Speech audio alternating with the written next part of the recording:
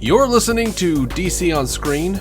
On this episode, we say goodbye to Arleen Sorkin, talk about the Blue Beetle box office, discuss whether or not James Gunn is a dirty liar, or if everyone's overreacting, and what we think about his alleged 11-year-old comments that he didn't like Tim Burton's Batman or Chris Nolan's first two Dark Knight films. We also have an update on the Ayer cut and Superman Legacy, and so much more. A lot on the plate this week, right after these words from our mystery sponsors. I'm surprised we got that far, because for a second when you were like, where we say goodbye, I was like, oh shit, we ended the show. Yeah. Well, no one told me. I guess we'll check out. Yeah. Welcome into DC on Screen, the podcast bringing you news and reviews of the DC multiverse on film and television since 2015. I'm David C. Robertson. This is Jason Goss. Hello? Are we doing an accent today? I don't know. We were just talking about him. We were. I went We really straight should. Mary Poppins with hello? Yeah. We really should start doing our warm-ups again for Patreon. Oh, they are kind of fun. Because we have like a good 15 to 20 minutes usually of just us saying bullshit. Just fucking around. Yeah. Oh, man. Everyone missed all of our terrible jokes about accents. Uh-huh. So, Accents guess what? that we can do half correctly on a good day. Right? Yeah, I've been binging Good Omens, so I've been very into, whatever the hell Shadwell, Michael McKean's character, was doing in that show. Yeah. Like, away from me, harlot! I do love that, because you can break so free on that. Just like, you go straight like Monty Python, Holy Grail, peasant with that kind of shit. You don't have to hit any real notes. Just, get off of me then, Yeah. No one's going to be able to criticize you. Fuck it. They were all dead 600 years ago. What are you, fact check me? Yeah. I just love the bit where he's like handing Jack Whitehall like all of his Witchfinder bullshit, and he like hands him this pin, and he goes like, "Don't forget your pin."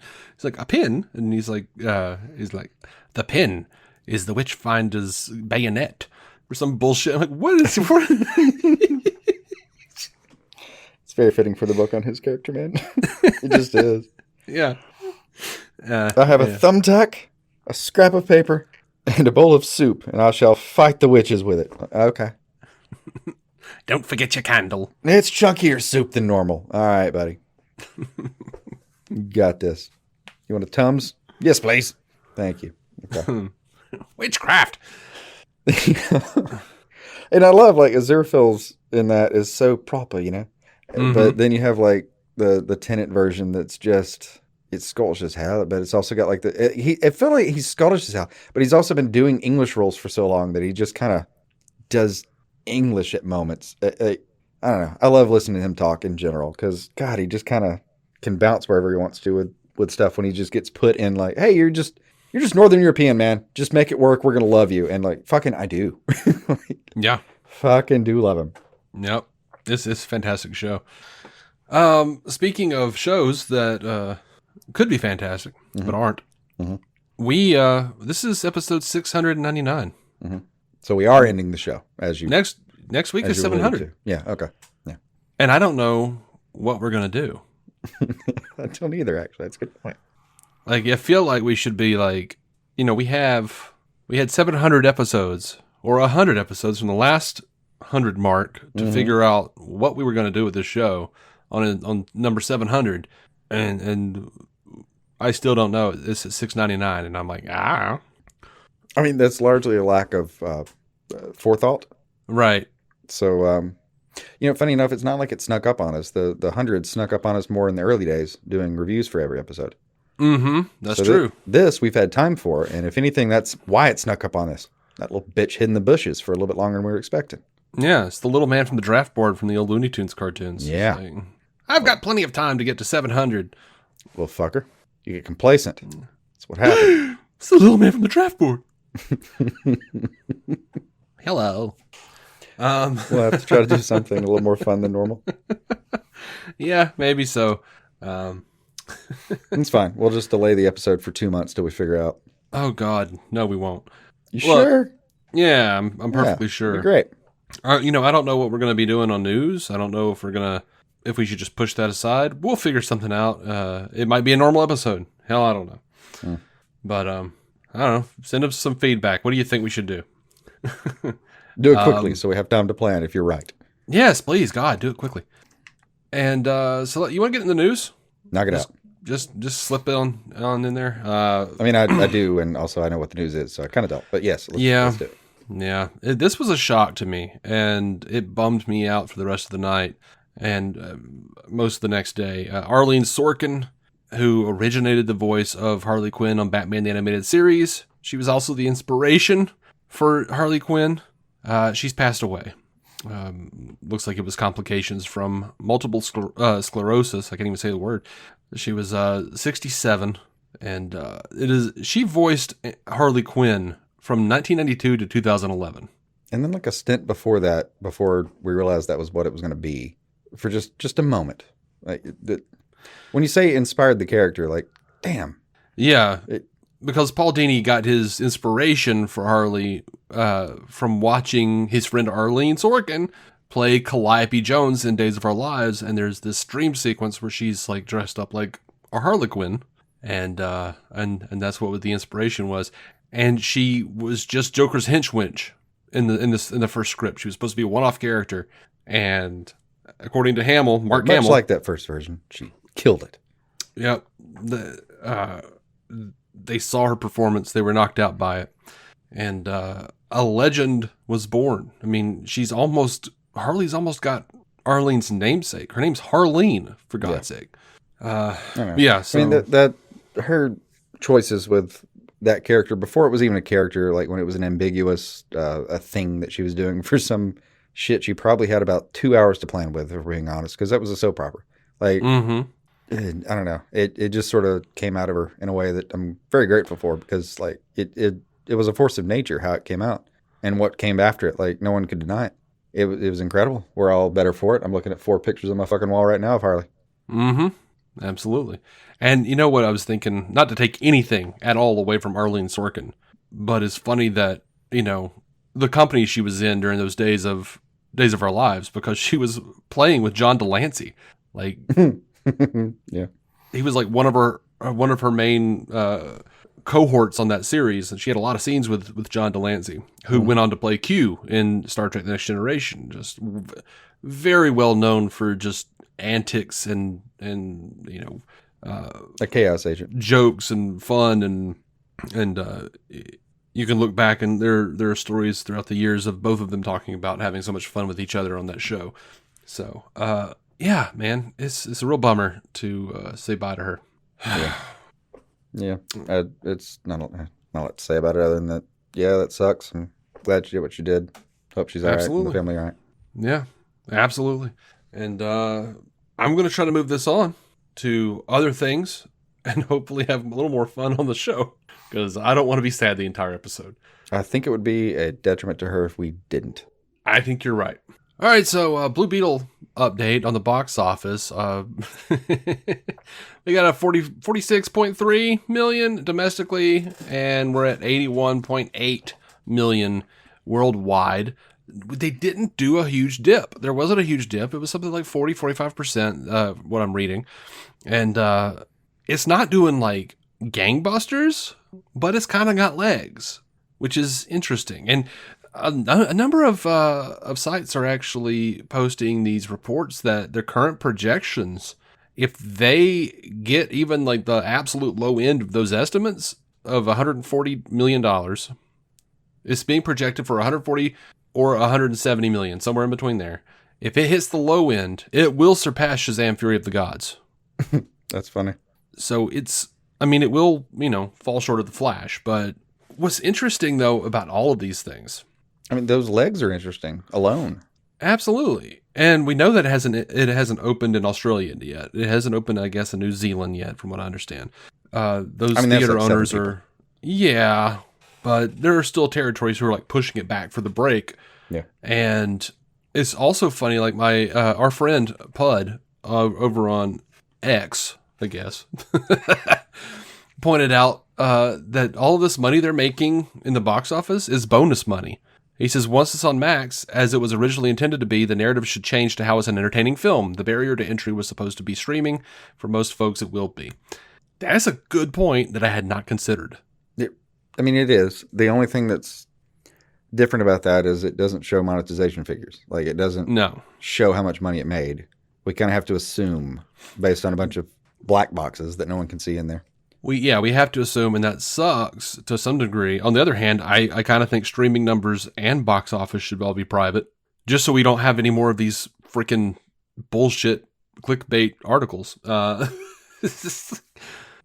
Yeah, I mean, I know we talked about it, I guess at my house, but the point was, I kind of wouldn't mind if it was your version where we just don't see anything. If we're going to do this, I guess we'll just all live in the hype world, and Google Trends is the best we can do to track how anything's going on the outside, or who's been fired. But it does feel so after the fact. Like, I would like to have more information. Same time, I don't know if a lot of the media that we follow or track or just, how to put it, deal with would be a nice way of putting it, could handle such a thing as having all the figures. Yeah. The Doomsday articles would be off the fucking chain. That's I don't want them to have that power. I don't either.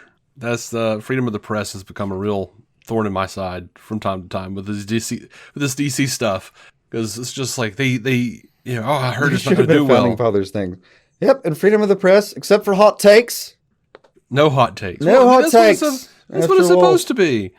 That's what it's supposed to be. Like, don't, just report it fairly and evenly, a true no-spin zone. And that's just not what we ever get. Oh, sweetie, we left that a while back now. Oh, I know. I know. Them times is long forgotten, and I'm not sure my brain isn't spinning it just the same as these bastards are now. I know, I remember a meme from a few years ago. So it was like a screenshot of some website reporting that Katy Perry unfollowed Russell Brand on Twitter or some shit. It said R.I.P. journalism, and I was like, "Oh no, baby, they've been sodomizing that corpse for quite a while." I mean, yeah, but if that was a headline, at least it's like a thing you can fact check. Yeah, yes, even that's better than normal. It appears that yes, indeed, she did unfollow. No, who gives a shit? I get mad at Variety all the time now. Well, I mean, a lot of things with Variety right now, but I get mad at like what were supposed to be the ones we could trust with media news before this last little stint. But I've generally been mad with a lot of the stuff I see reposted from Variety that's like, oh, this universe is dead. Dude, that's your take. You're doing op-eds now. You're not fucking doing journalism. Mm-hmm. Yeah.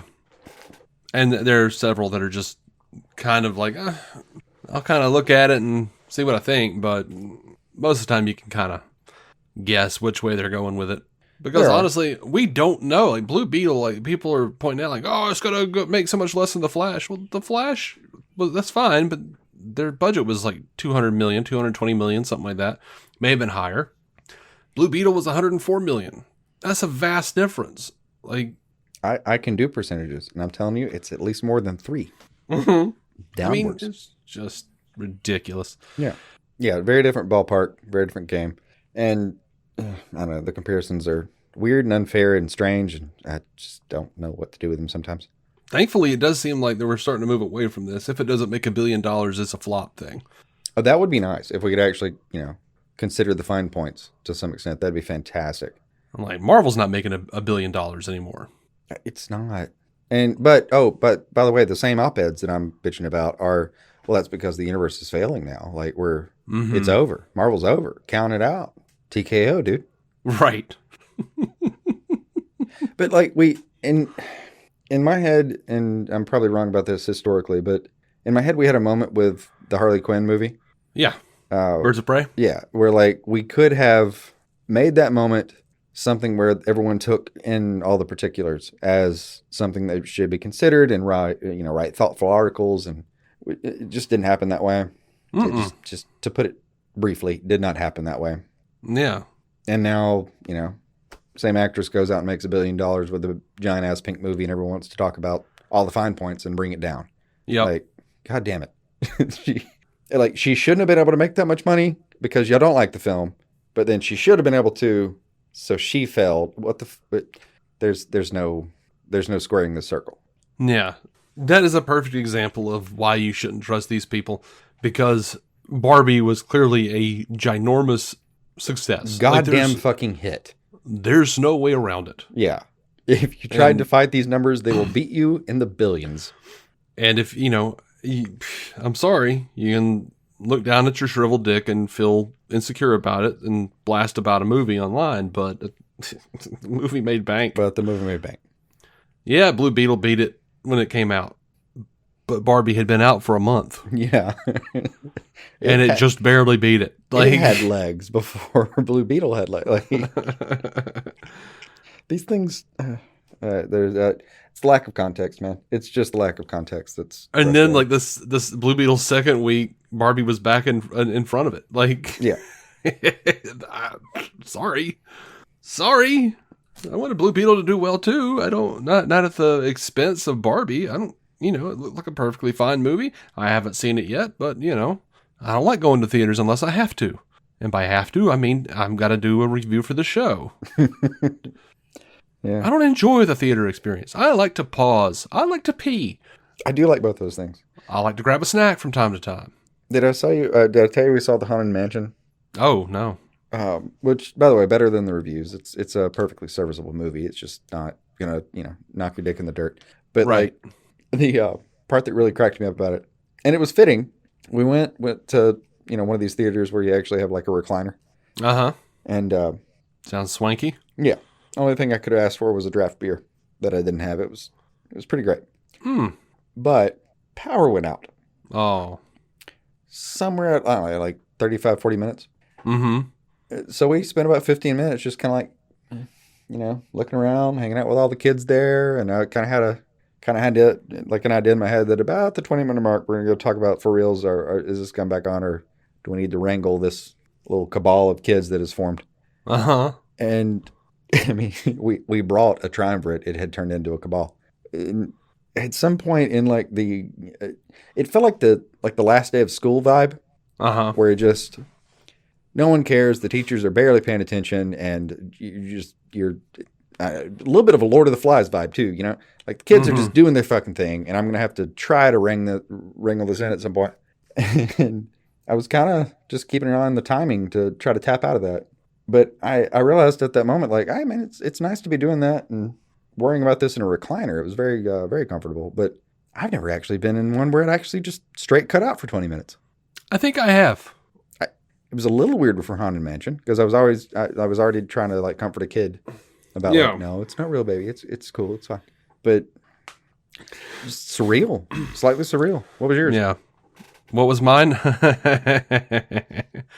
gonna Ghostbusters. No, it was Made in Manhattan. Actually, honestly, that was much scarier. It was an all right movie. It's just a charming chick flick. I don't know. It was back in the days where I would just, I was in college, and if I had a day off, I would just go to a damn movie, dude. Like that's what I did. Yeah. Pay my $4 or whatever it was. Probably $4.50 or so at the time. Yeah. Go to a movie. Late 1800s when we were all in college. Right. Come out and go to the Jade Palace and grab some Chinese food. Like that's another $3.50. Yeah, $5 or $6. Yeah, that was my day. Yeah. Spend the rest of the day laying on my bed eating Chinese food and watching Buffy. Yeah. The dream. Absolutely. That was the dream. Anyway. So this guy on Twitter, Abdul, says Ben Affleck had a voiceover cameo for a Blue Beetle movie that was cut by Gunn, that was purely comedic, but it placed Blue Beetle in the Batfleck continuity.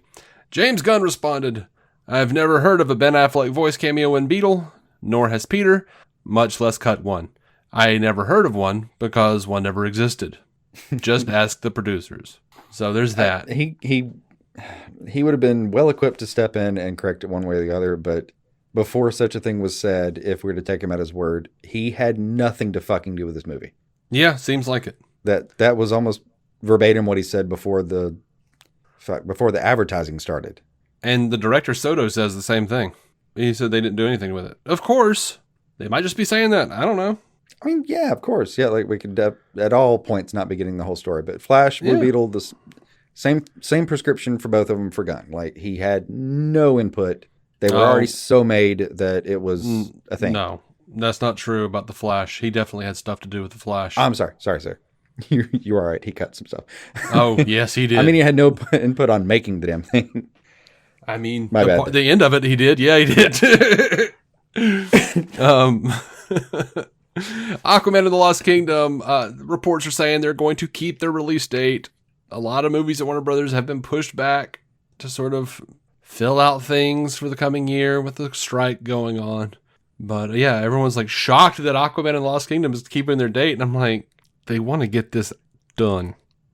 They want the DCEU done. Yeah, I wouldn't be surprised to see it just shove through. But also, like, it's writers and screen actors. I mean, like, how much more is to do with it? Like, they're deep into post. Mm-hmm. Like, this movie's probably been canned for a minute, frankly. I don't know. I think they're still probably doing post on it a little bit, but who knows? Who knows? It's like late August. So? I know. We haven't even gotten a trailer for it. Shit happens right up to the last minute, I know. But why haven't we gotten a trailer for it, for God's sake? That part, yeah, I get. Something's going on there. It's I know kind of funny James that Wan. the trailer houses apparently don't seem to care about that as far as the strikes go. Yeah. We know James Wan was in the hospital recently for some sort of issue. I don't think I ever saw what that was. But I don't know. Moving on to Superman Legacy.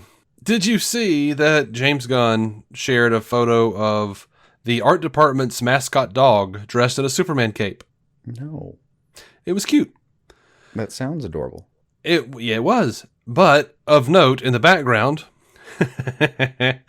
there were classic comic book. There were covers on the wall, and what we could see was Superman: The Legend Returns, a 1988 poster commemorating the 50th anniversary of the Man of Steel, and Superman Volume 1, 712, a 2011 issue titled Lost Boy: A Tale of Krypto the Superdog, and Krypto's first appearance in 1955's Adventure Comics 210, which was the introduction of Krypto. So, kind of starting to see more and more like Krypto's in Superman Legacy, man. Yeah. You're making me very happy with those references, frankly. Gotta love Krypto. Going on with Superman Legacy here, someone on Threads said, James, don't you think there are too many characters in Superman Legacy?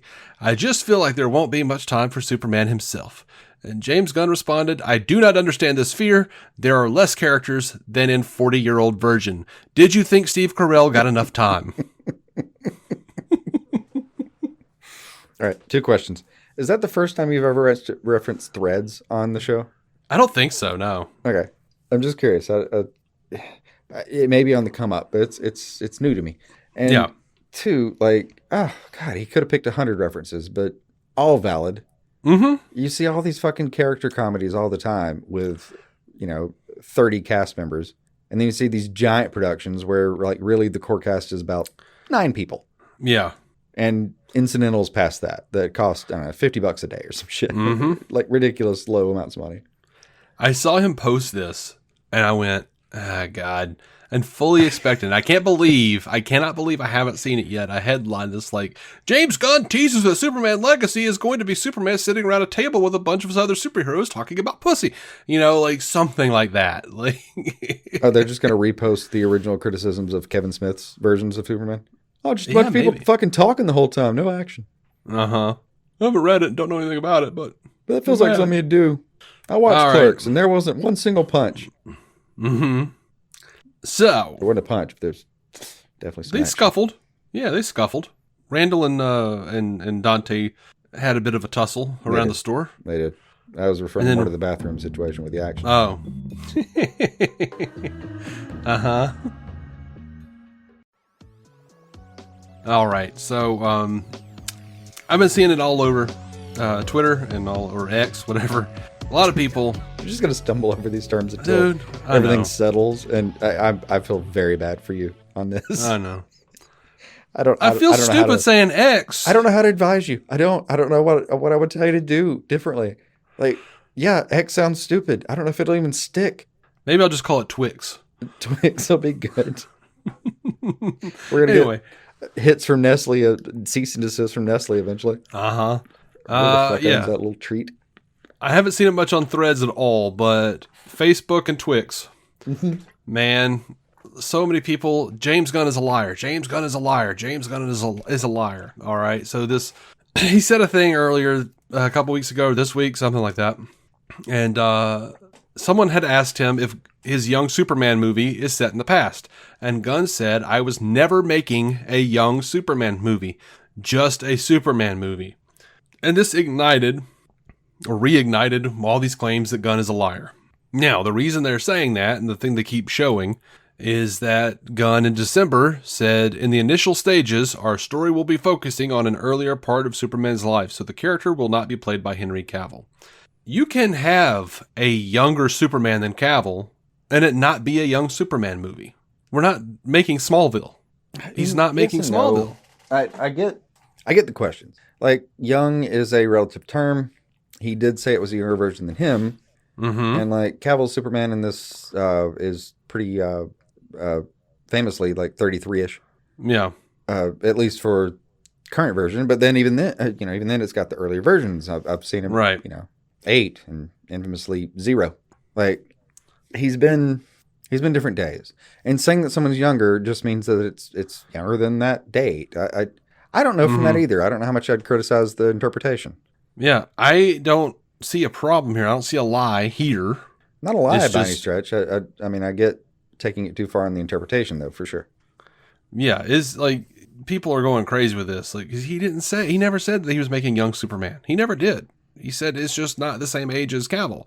Which, if you see Cavill, he's clearly aged since Man of Steel when he was 30 years old. By the way, the same age as the guy that Gunn just hired. Yeah. Sorry, I don't know what to tell you. Who will, of course, look 21 because that's how these things work. Yeah, Cavill looks 40.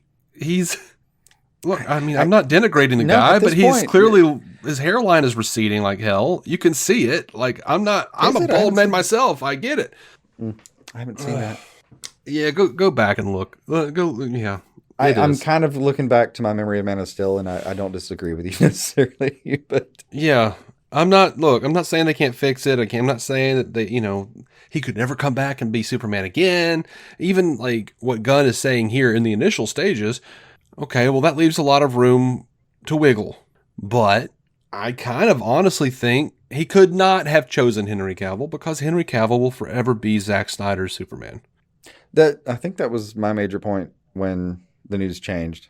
My major point was how sad I was, but my major point about justifying it is you're going to commit to this if you do it. Yeah. There is no fresh start. There's no you're not going to be able to be like, well, we'll get Henry Cavill and then be like, but I've always wanted this kind of person for Lois and then recast Amy Adams. You can't recast Amy Adams if you have Henry Cavill. No. You can't. I think ultimately if you have Henry Cavill, the rest of the cast has to be there. You're spending millions of dollars per movie just to have the cast there. Mm-hmm. Like there's no turning back. It is what it is. Yeah. He was stuck on that. And I always had a lot of sympathy for him on that as far as the decision. Hard as it was to hear for me, because I would love to see it. I would too. The other part, another thing that people say he lied about is, when he announced the slate, he had said that Ben Affleck was in talks with them about their universe. Mm-hmm. And then a month later, Ben Affleck came out and said oh yeah, no, I'm not going to direct anything with what they're doing. That's just not what I want to do. That's not a lie on James Gunn's part. Clearly, based on what Ben said, he knows what they're doing. They had talks. Ben was not interested. End of story. If I was designing a perfect world where, everyone was acting the best they could, I would love to have heard that Gunn knew that he wanted to direct at some point in that universe. He knows he's a deeply competent director. Yeah. And kind of just put it out there like, hey, I know this kind of failed for reasons that weren't under your control. Just putting it out there. Do you want to take another swing at it? Here's what I'm doing. And then, no, I appreciate the ask, but I don't think that fits what I want to do. Cool. That would be a, I don't know, a best actors version of those events. Yeah. That, like, I hope it went down like that. But in that interview, Ben Affleck, he didn't just be like, no, I'm not going to have anything to do with that. He was like, oh man, yeah, James is a great guy. I just, like, I don't want to deal with the way they're doing it. Yeah, like, okay. It was very congenial. I mean, yeah. So look, I'm not like over here. Some truth to what I'm saying, just because the offer got made. Yeah. It didn't have to. Look, I am not dick riding Gunn. If he's, I mean, you know what? Is he a liar? Yes, he is. We all are. Everyone has lied. Everyone has been a hypocrite at some point in their lives. So we're not even going to go down that path. The amount of management that I do versus Gunn in my daily job is minuscule. And the amount of what I do on a daily basis that is lying, over 50% of my job. I mean, genuinely, like that's how this works. Yeah, it's called people management. It really just is how management works.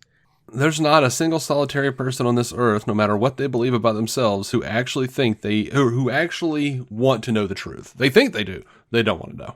I mean, in my small case, it's I'm always dealing with customer, employee, and owner, and all of them have to be told lies at certain times. So you in his case, it's just a bigger scale of that, including the press, which I fucking thankfully don't have to deal with. And it does feel like he has pulled back a little bit on his social media presence. Like, maybe I don't say this. People ask him these questions, and nothing can be gained from actually answering. Yeah.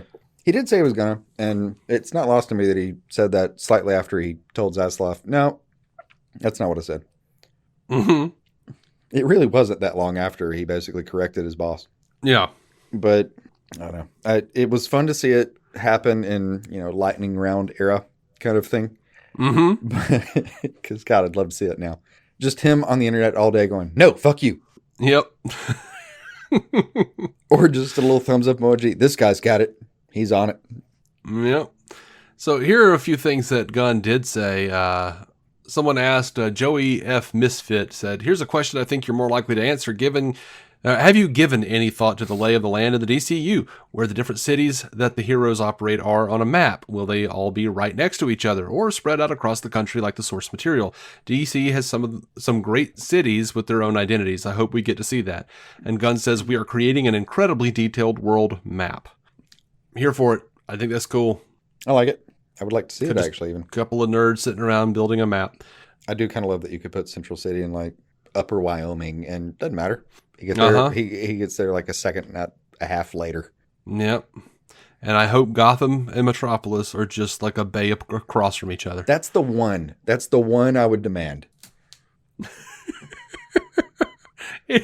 Like, Snyder got so much shit for that. I'm like, but there are so many comics that say no, it's canon. It's fucking canon. You can see the other one.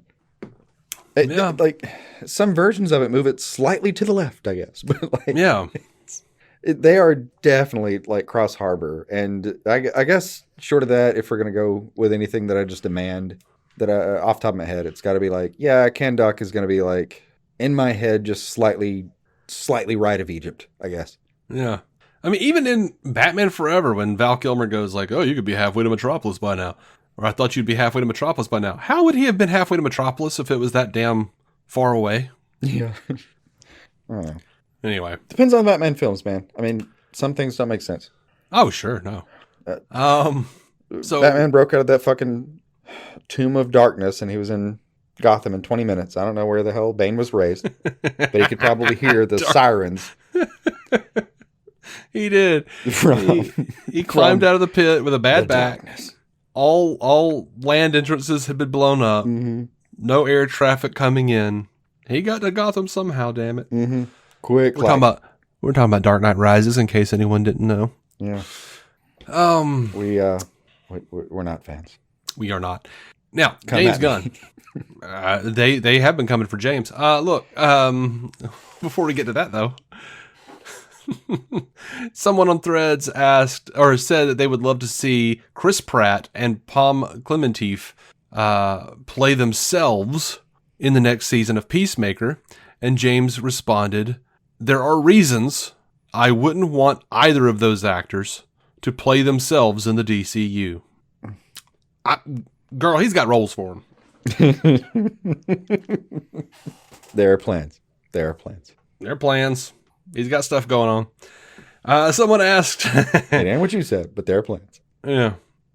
Someone asked James which comic book titles or which DC titles does he get every month? And James said, I get all the DC titles. That's actually that's a good point. He probably does get every last one of them. Yeah, he probably does. What does he read? What does he get around to is a different story. Yeah. He has stacks. There's only so much time today. Now this is interesting, and I say that as a man who wants to cry every time he looks at the pile of things he hasn't read. I know.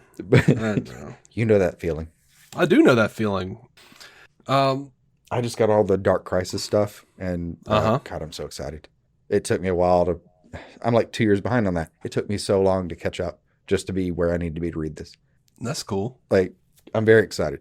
Point is, I was stressed about getting here. Then I'll read this, and then I'll be stressed about what I haven't gotten to after it. There's so much. I know. But he's presumably being paid to keep up as much as he can, so good for him. Absolutely. So one of the things I really love about what James Gunn has done since taking over is he has really been pimping out the DC Comics stuff. Oh, hell yeah. And on August 15th, he posted a bunch of sequential art from Historia, and said it is a breathtaking work of sequential art and one of the best things to come out of DC in the past few years. And then then he pointed out later, by the way, this went from the next day, that book, Wonder Woman Historia, went from number 63 to number 1 in DC Books on Amazon. Yeah. That actually sells out when he posts it. It's incredible. It does. And I love that he does that. I really do. And it's deeply inspiring that he's actually putting so much thought into all of these characters and creators. And I mean, God, deep respect for it. Absolutely. But I don't know. Did he do that for Marvel? Does that mean DC's better after all? Well, let's talk about this real quick. It's a shitty question that deserves a shitty answer. All right. So does James Gunn hate Batman? Batman Begins and The Dark Knight. Good God. Great follow-up to my shitty question. I know. It kind of worked out perfectly. So someone, probably some angry Snyder fan, went back and we don't know. All right. The Facebook page that this person grabbed this from does not have the blue check mark. It has a different picture of Gunn than what his page does. On the other hand, other people are saying, some people are saying this is fake. Some people are saying, no, he's got two separate accounts. This is his personal account and he does two different ones. Okay, well, look, it doesn't matter to me. But here's what he said. Or here's what supposedly James Gunn said 11 years ago. The Tim Burton Batman is poorly written. The soundtrack is the worst work of everyone involved, and it is absolutely one of the most boring films ever. Not only that, but the reveal of the Joker as the killer of Bruce Wayne's parents spits in the face of Batman's origin, and is a nullification of the bottomless thirst for vengeance that necessarily drives Batman. It pretends not to be campy, but is completely so. And on top of everything, the dark creature of the night can't even move his fucking neck. Give me a fucking break. It is ridiculous, awful film. Burton's Planet of the Apes is genius in comparison. Keaton did have a ridiculous voice. That said, I'd rather put up with a ridiculous voice than with horrible action sequences and acting barely worthy of the Batman TV show. I have no idea how you can think that the Burton Batman has more similarities with Moore or Miller's Batman and Joker than Nolan's does. And listen, I have problems with both of Nolan's films. I don't think either one is a classic, and I don't even really think Batman Begins is good, but they're far superior to the first Batman. None of your defenses get by the fact that despite being the first cinematic dark take on Batman, so what? Stallone's Judge Dredd was the first dark take on Judge Dredd. The movie is awful. Oh yeah, and Jack Nicholson as the Joker is Jack Nicholson in The Shining with shitty clown makeup. Fuck you, everyone involved with that travesty. Look, I saw Batman 89 when I was 6 years old. Make sure to put at the end, sincerely. Yeah. I don't know if this is James Gunn or not. I kind of hope it is, and I'll explain myself. I love Batman 89. I was 6 years old when I saw that movie in theaters for my birthday. It is the first Batman thing I have ever seen. I know it word by word. I love it unabashedly, but I agree with him. To that end, that movie is in your soul. But that movie is in my soul. And I get it, but that can also mean that it's not that good. Yeah, that has nothing to do with it. Like, I love it.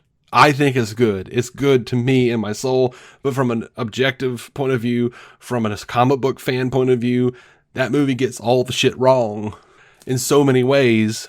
And I get it. I get the criticism of that. And I'm on record as not really liking Nolan's shit very much.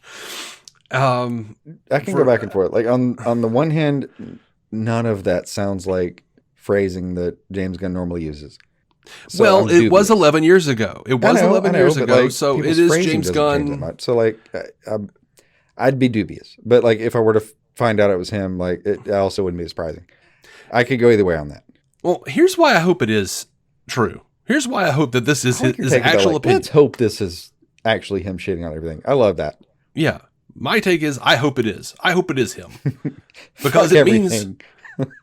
because, no, it doesn't... One, it doesn't make me suddenly dislike something I love. No, because I like the GA take is, or well, not even GA. It's going to be a bunch of people on Twitter that are like, "Oh my god, he hates these fucking films. Burn it down. Fire James." Yeah. The fucking hashtag. And that is. And on the one hand, yeah, cool. I get it. If you don't like the franchises that you came into and inherited, then sure. But I don't think they're even thinking about that as compassionately as I'm conceptualizing it right now. No, they're mostly just like, "Yeah, you hate Batman. Fuck you." So yeah. Well, no, okay. Well, I'll get into that in a second. But I don't entirely disagree with your take either. I just that wording doesn't sound like Gunn, but people change. People do change. So he might have softened much, but yeah. He might have softened his take. If it is him, he might have softened his take on these films in the last 11 years. God knows. I've changed my mind on lots of things in that amount of time. Man of Steel. Perfect example. The Life Aquatic by Wes Anderson. I forgot you'd come around on that one. Hated that one. Love it now. So it took me 3 or 4 watches, and I finally clicked with me. We hadn't talked about that one. I like that one. I hadn't seen it in like 15 years probably. It's fantastic. I enjoyed that. Fantastic movie. Anyway, there are several movies I can name, but I actually hope he doesn't like those movies, or at least at one point did not like those movies. It would make sense for him to cancel Keaton's Batman in The Flash if that was his take. You know what I mean? Mm-hmm. Like, because we know he came in. It was supposed to be Keaton who got out of that car and came up to Ezra, and instead it was Clooney. So we know that he had that changed because they had a whole plan to have Keaton in a bunch of shit. But the reason I hope that he, is true and that this was him is it means, my God, we will finally get something new instead of regurgitated nostalgia. I do not need to see Bryan Singer's Superman Returns. I don't want to see them trying to breathe life into a dead interpretation. So I want to see something new. I want to see something fresh. I know James Gunn is a fan of the comics. I know he is. There's way too much evidence, while you're running around going back in time 11, 12, 13 years ago, however long you can find, and getting all these receipts. You should also be checking out the fact that James Gunn is a huge DC fan, because that's very obvious. And the funniest part about when I'm saying the wording is weird is it's also worded like someone who gives a shit. Yes, he just sounds like a comic book nerd. He does, and it's not like a glowing representation of him as someone who should be a leader. Like, I get the criticism there. Like that's a shit take. Not in the sense that it's not right. It's just kind of shitty. So I get it. That's not necessarily like where you want to put your rubles, but it's also from 11 years ago before he knew that he was going to be in charge of any of this shit. I know, but like it's before Marvel. It was before his Marvel shit. I know, and that was in his shock days where he was trying to do a different thing entirely. Yeah, but so I'm not like trying to say something about it, like how he handled his career here, but yeah, like it's the kind of shit take that comes from a place where I could see it. I would just also be a little bit surprised to find out it's real, but I'm I'm not shocked either way. Yeah, well phrased. But all of these people, man, like I keep seeing this, Gunn hates DC, Gunn hates DC. He hates DC because he didn't like 3 Batman movies? The comments are so old, Dark Knight Rises wasn't even out. I mean, in the case of this, we got 89, problematic. We know this is not like a cinema, knock it out of the park, top 100 AFC films kind of thing. Mm-hmm. It's not that. It's beloved, but it's not that. Batman Begins, really good, strong. Dark Knight, really strong when you watched it. You think about either of those last two, or the first one, and holy shit, there's problems. We have covered this extensively. There are problems, and I don't think I loved. I did love Dark Knight pretty well when I first saw it. Oh, I stood up in the theater, motherfucker. I was all on that shit. Batman Begins, I was pretty mid, honestly. I did not stand up. I watched that as a pirated version, frankly, in college. But like, I had no investment in the film. I didn't give a shit about Christian Bale as Batman. I didn't care. I watched it and I was like, oh, it's pretty good. I watched it later and thought, oh, it's better. But it also always had the problems that Nolan films have with characters like this. Mm-hmm. Like big phrases that should mean more than they do, or misinterpretations of the character that are like, I don't even know why you thought you should write this guy. And then Dark Knight did the best job of all of them of not doing any of those things, and yet still undercut everything in the third movie. But yeah, and the third movie, which we should throw into the fucking ocean. Yeah. So, but here's my biggest issue, though, is like, and this is one of the biggest problems. Oh, wait, we tried to throw it into the ocean, and and we still wound up in Italy. Still somehow got to a cafe. Look, man, this is my biggest problem, though. Okay, and this is the big problem with fandom. Mm-hmm. Those 3 Batman films do not represent all of DC. God, no. The DC mythology is rich in varieties of tones and creative visions. The characters have withstood decades by evolving and shifting with society, getting renewed with changing creative teams and new interpretations. DC is not Nolan, it's not Snyder, it's not Burton or Dini or any one creator. It is all of them. It is a multiversal tapestry, all accessible, ever relevant. I was talking to a friend of mine earlier this week, and he made the comment that I've heard so many freaking times before. Well, DC is more grounded than Marvel, and now they're trying to make it more like Marvel. And that is such a giant misconception. DC predates Marvel, and long before Marvel, they were doing a lot of this shit. But DC has always been gods and demigods and multiverses. And yes, the freaking DC multiverse predates Marvel's existence. I mean, the origins of DC versus Marvel was basically like gods and aliens versus mutants. Like, they had different origin stories when they started out. Yeah. I mean, we've got... they built into different things. And there's crossovers for sure, but they built into different things originally. Yep. But you're telling me that, like, imps and old gods, new gods, aliens. Dude, DC is crazy science fiction. It is epic fantasy. And for decades, one of the selling points Marvel tried to use was, we're more grounded because our characters are everyday people who live in real cities instead of Metropolis or Gotham or Paradise Island. How did DC fans get it twisted so much that now they think DC is supposed to be the grounded one, but just because you have street level characters? I mean, Jesus Christ, Marvel has Spider-Man and Daredevil. I mean, okay. It's like, it's and it's got to be shit like Nolan, fucking Captain America, like let us not forget. Hitler. Let us not forget in our outrage that Gunn might not like Tim Burton's Batman, might not like Christopher Nolan's Batman, so he hates DC. Let us not forget that Tim Burton actively stated he has never and would never read a comic book. Christopher Nolan took great pains to remove the DC mythology from his trilogy so it could be more grounded. Mm-hmm. And it's not a knock. But I say Burton and Nolan perhaps don't hate DC, but they're certainly indifferent. They're certainly indifferent to it. Meanwhile, Gunn's over here skyrocketing sales of comics, like Snyder did. Just saying. Come on. All right, recent film hits all your points. The Joker. Uh-huh. Very little of that film had anything to do with the actual fucking comics. And yet it all did. All implicit. Yeah. But if I had seen that, if DC didn't exist and that film existed, it would be able to exist.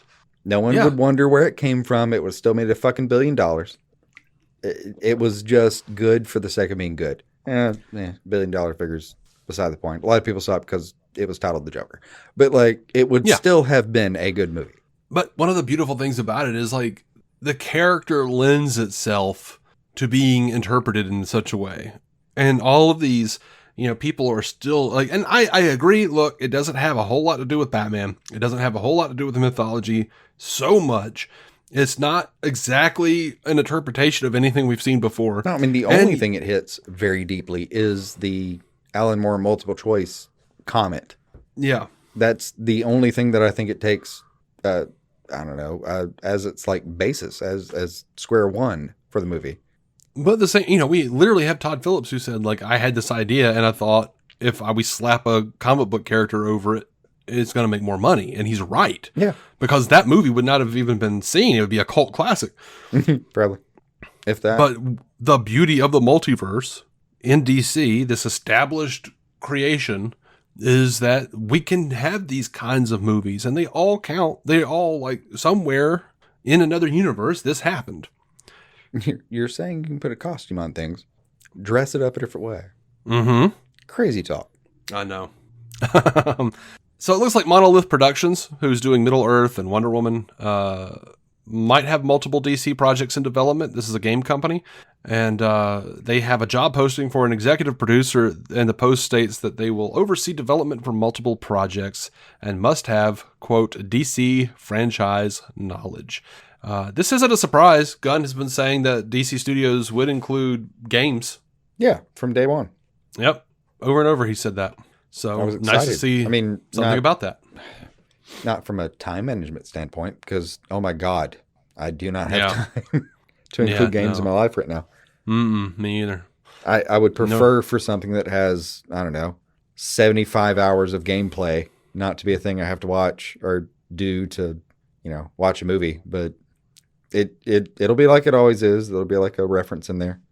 I'll probably just watch the little interstitials or something. Yeah. But, I hope I get back to being able to play games like I used to be able to on some occasion. Give it a couple years. Maybe. Yeah. Let the kid grow up a little bit. Yeah. It was nice before when she was so young that I could just play him and she didn't understand that I was kicking people in the face. Mm-hmm. And now I've got to wait a couple more years so I can explain that better. Yeah. This is an emotional outlet, sweetie. Because at 4 years old, if I just show her a bunch of people kicking people in the face, that could be something I can't explain. It could be. On the other hand, you show her the Snyder Cut. That was her choice? No. She, not at her age. She doesn't get she doesn't get. She wanted to watch it? Look, when I was a teenager, she said she wanted to watch it. I know. Like, my youngest sister would sit and play Grand Theft Auto with me. Yeah. Grand Theft Auto 3. We killed so many people. And, I mean, honestly, she grew up to be awesome. So, just saying. I did a thing at work where, you've seen the picture that Evelyn drew for me about, like, on my birthday where it was like some sort of character. Yeah. It was kind of blue and purpley. Yeah. And and I asked her about it and she was like, it has like the really crudely, terribly drawn Happy Birthday Daddy kind of stuff, like with backwards letters, the whole thing. Like, I'm keeping that shit. It was great.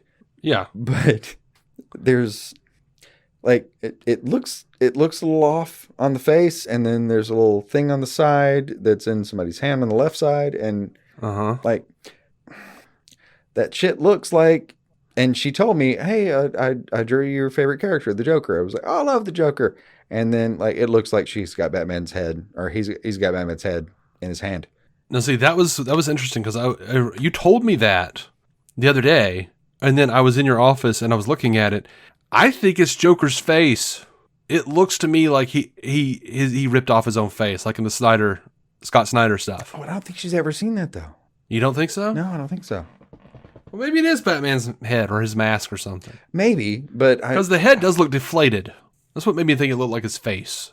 Possibly. I showed that to a couple people at work, and they were joking about, like, well, maybe you shouldn't show her stuff. And I was like, well, I don't show her violent things. And I mean, except for the Snyder Cut. I Cut. forget how they phrased that, but it was like, was like, well, I mean, clearly you've shown her something about like that head's in their hand for a reason. And I was like, I have never shown her a decapitation. Oh my God. No, I'm wrong. Yep. I'm wrong. Uh-huh. But it didn't look like that. But that little girl has watched Steppenwolf get his fucking horns haunched down a couple times. Yeah. All right, let's move on to David Ayer was on John Bernthal's Real Ones podcast and was talking about some stuff, talking about the Suicide Squad. He says, Hollywood, I tell people, is like watching someone you love get fucked by someone you hate. The big one is Suicide Squad. That shit broke me. That handed me my ass. Come right off Fury, right? I had the town in my hand. Could have done anything. And I did do anything.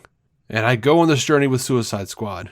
And the same thing, authentic, truthful. Let's do all the rehearsal. Let's really get into each other's souls. Let's create this amazing collaborative thing. And then Deadpool opened. And they never tested Batman v Superman. So they were expecting a different result. And then they got hammered by all the critics. Then it's like, okay, we're going to turn David Ayer's dark, soulful movie into a fucking comedy now.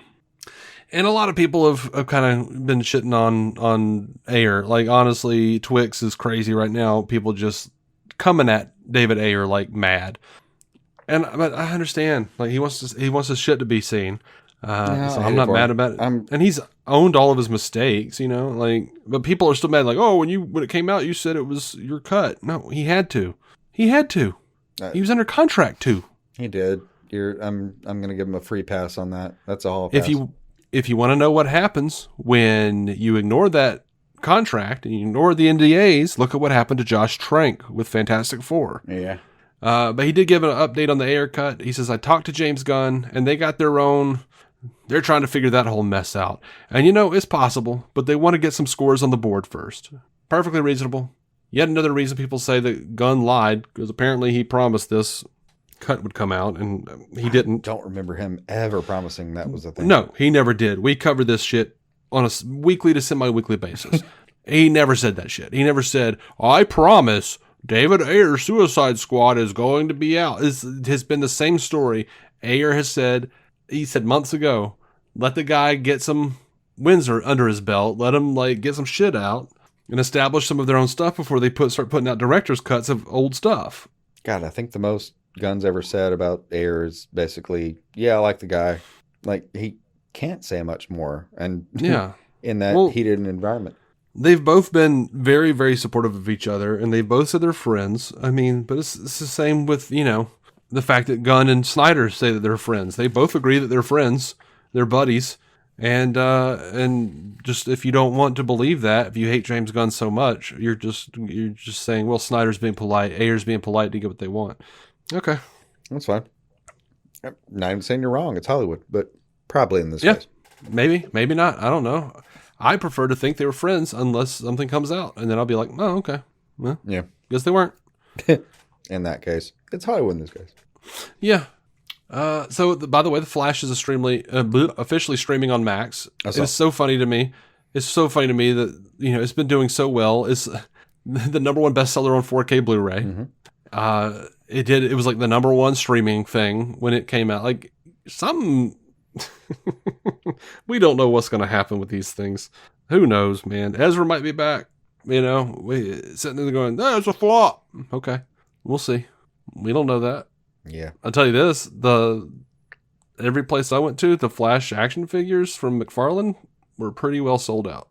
I know that's not an indicator; that's anecdotal at best. But I mean, the only Funko Pop I actually own is Flash.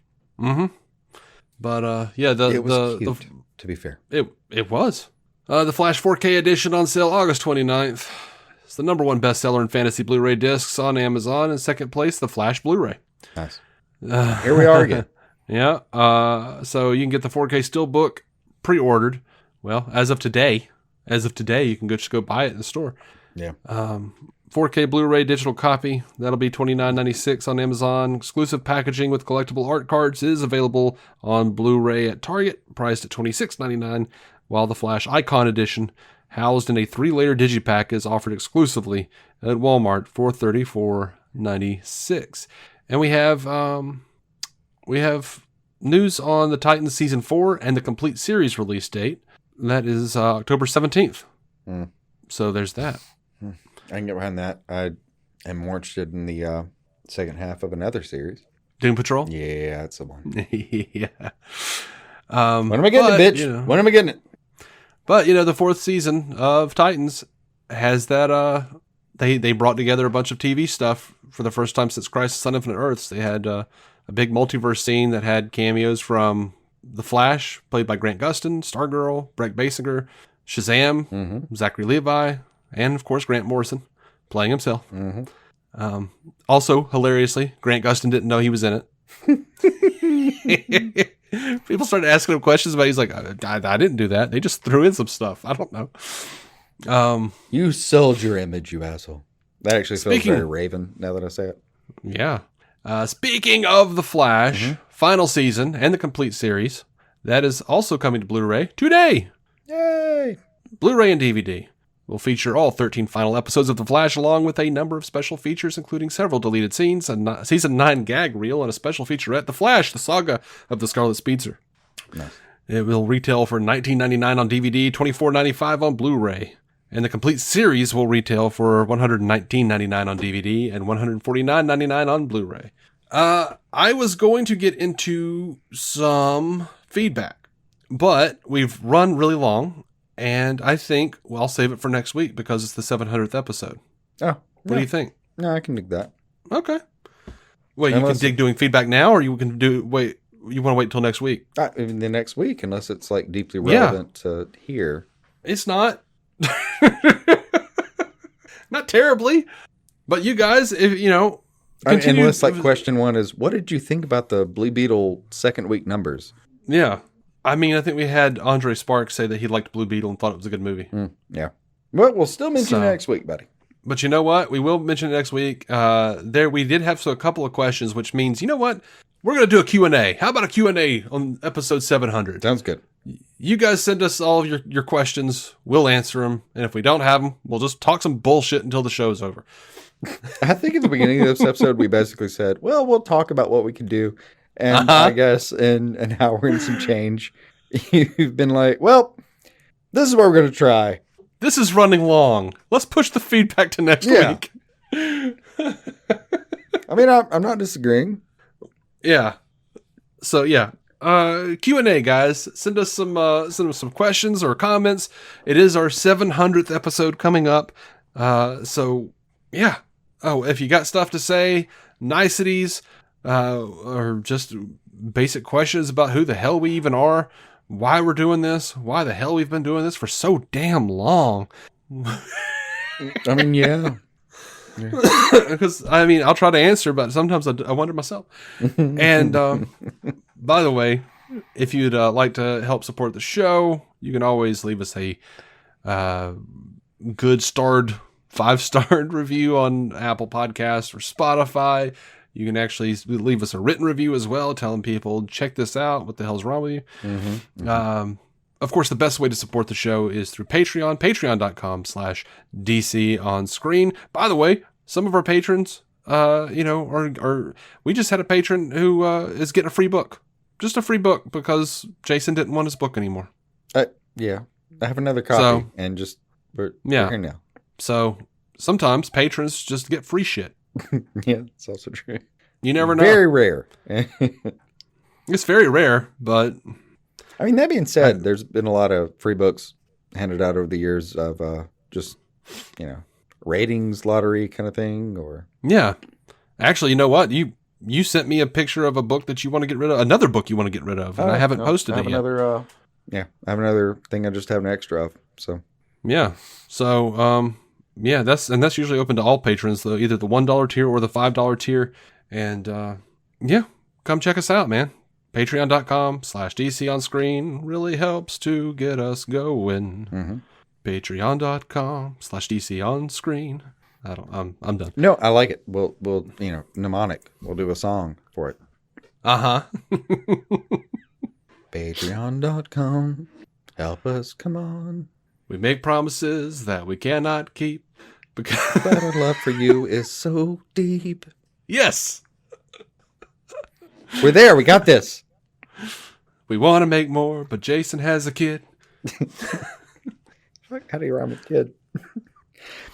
I wish I could be. And my ADHD makes my brain shit. Sorry. What? What did you say? I said my ADHD brain makes me shit or something. Actually, they both make sense. I said I want to be more there, but that ain't it. No, yeah. I think mine was my ADHD makes my brain shit, I think is what I said. Yeah. All right, guys. That's it. That's all we got for this episode. And we're done here. Time for Jason to go upstairs and have a beer. Yeah, that sounds good. I don't know if we can be seen, but I have you queued up here, man.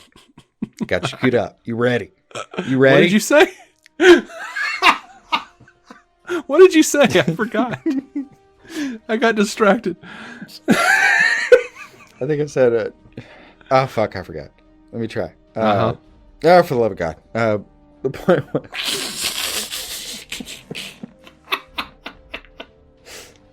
All right, let me just roll this out as best I can. Let's just fuck it all. All right, so I hope we're here so that we can be seen. Keep some DC on your screen. Oh, you brought it home. Get the fuck out of here. Stop recording. Bye. Bye. Bye. Hey, thanks for listening to DC On Screen. Our theme song is by Jason Goss and Michael Shackelford of Galactic Engineers. The incidental music is by Michael Shackelford and Kevin MacLeod. You can rate the show on Spotify or rate and review us on Apple Podcasts. Doing that really helps push our show to new listeners, so your help would be much appreciated. You can also contact the show at DC On Screen on Twitter, Instagram, and Facebook, or email us at dconscreen@gmail.com. To become a patron and get ad-free episodes and exclusive content, go to patreon.com/DCOnScreen. Your reviews and feedback may end up on a future episode of DC On Screen. DC On Screen is a production of Maladjusted.tv in association with Stranded Panda. If you haven't already, please be sure to subscribe on Apple Podcasts, Spotify, or whatever damn platform you use.